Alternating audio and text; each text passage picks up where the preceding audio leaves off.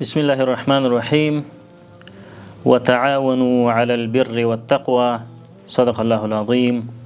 قدرمنو معززو محترم ورونو خويندو، السلام عليكم ورحمة الله وبركاته.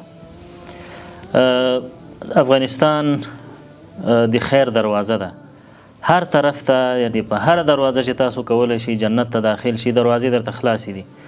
هر څانګه، هر ټولنه، هر منطقه زموږ او ستاسو دپاره داسې مساعده ده چې کولی شو په دې کې په اخلاص سره کار وکړو. کولی شو چې خلکو ته ډوډۍ ورکو، کولی شو یتیمانو ته لباس ورکو، کولی شو چې بېوسه او بیچاره خلک په مدرسو، مکاتبو، لیسو کې شامل کو، او همدا ډول کولی شو چې خلکو ته د کاروبار زمینه برابره کو.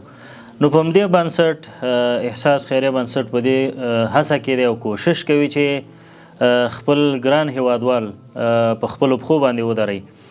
دا چې د څو کاله نه را په دې خوا موږ الحمدلله سلګونو خلکو ته کاري زمینه برابره کړې ده، خلک مو په خپلو پښو باندې درولي.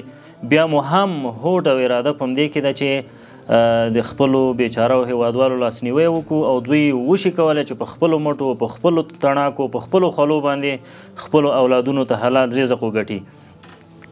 مشهور متل دی چې تاسو ښکار مه ورکوئ بلکې د ښکار نیولو چل ور وښیي. نو موږ هم اراده هم دا ده چې ځینو دوستانو ته دوکانونه جوړ کړو، ځینو ته کراچیګانې واخلو، ځینو ته حتی څاروي او غواګانې واخلو چې هغوی په اطراف کې اوسیږي، د دې د ساتنې زمینه ورته برابره ده. نو زموږ ملاتړ وکوي.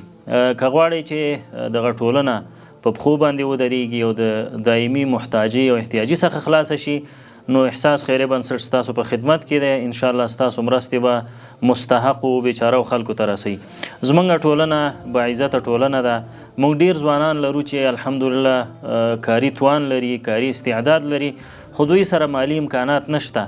که موږ او تاسو د دوی مالی ملاتړ وکړو، نو انشاءالله تعالی دا ټولنه به خپله جوړه شي او خلک به د احتیاجۍ او محتاجۍ څخه خلاص شي. والسلام علیکم ورحمة الله وبرکاته.